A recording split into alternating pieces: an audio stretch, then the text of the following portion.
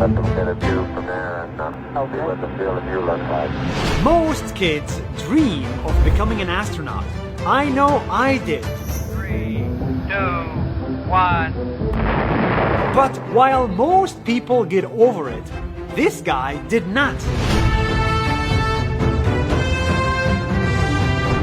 Even when NASA and SpaceX told him it would never happen, he just wouldn't quit. And that's how he ended up building his own spacesuit so he can fly all the way up to space in a hot balloon by himself. The real question is, did he make it? In the United States, I found Cameron. Hi NUS Daily, I'm Cameron and I'm going to space for cheap. Cameron is a teacher at a university, but his dream has always been to go to space. It all started when I was a kid and I was watching all the movies and TV shows about space, and this got in my brains and hasn't gone out. So he went to NASA and SpaceX to become an astronaut, but they told him it would never happen. At these organizations, there are a lot of requirements for becoming an astronaut. One of them was perfect vision, which I didn't have. But Cameron had made up his mind. He was going to space, with or without NASA. So he started making his own spacesuit in his own garage.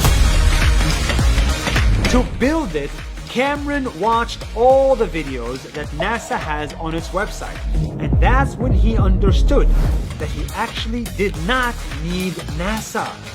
When you go to NASA's archive websites, there are videos and documents describing how they built their spacecraft and spacesuits. There are even lists of materials. And it turns out that all the gear you need to build your own spacesuit, you can get on your own. That's how, for the boots, he's using regular working boots that he's modified. Some of the main ways that I've modified the boots for space are by clamping it onto a hard ring that's at the bottom of the leg with all kinds of fasteners and adhesives.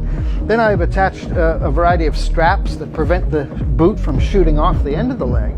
And then I've sealed it up very carefully to make sure that no gas can escape the suit.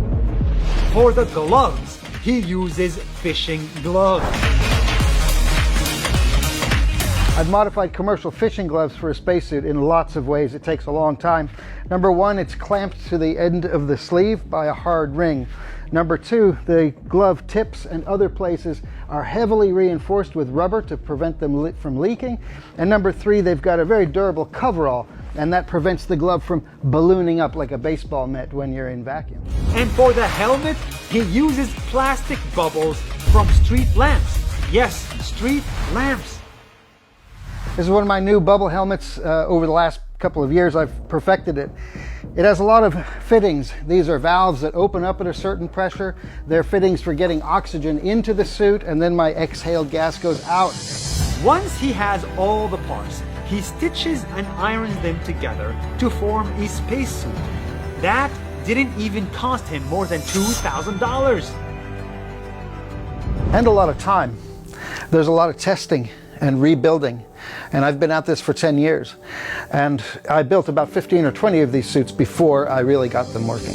Thanks to his spacesuit and balloons, Cameron can fly up to 5,000 feet in the sky. And every day he's getting closer to space. So close that now SpaceX wants to hire him when they started building their own suits. That was a really big day for me when they reached out. But if I worked on that project, I would be building suits for somebody else. But I want to do the flying. I want to fly to space myself.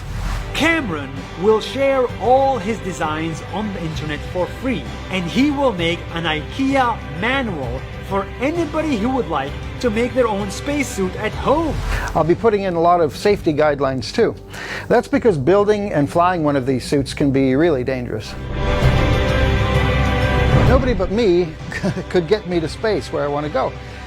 NASA and SpaceX and other companies have their own system, their own guidelines. But this is my dream, and I'm going to go the way that I want. His biggest challenge now is not the spacesuit, but the rocket to get to space. And that is yet to be determined.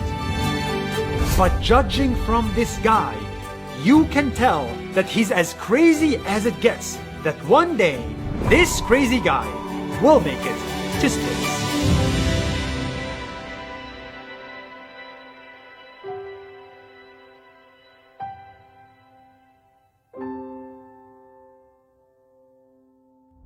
Hey everybody, thank you so much for watching NUS Daily. NUS means people in Arabic, humans.